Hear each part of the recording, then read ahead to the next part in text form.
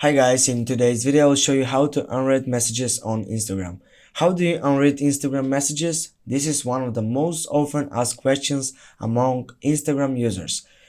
You know that if I go right, I will go for example on the messages and I don't have an option for unread message. But if I go on the bottom and I go on settings, I go on account, then I scroll down and I go switch to professional account, keep private settings,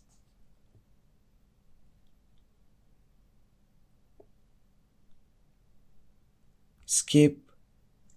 Now go back and you will see that if I go right to my messages, for example here, I have the option mark as unread. Now you go that and it's done. Thank you so much guys. Don't forget to like and leave a comment down below. Have a nice day and see you soon.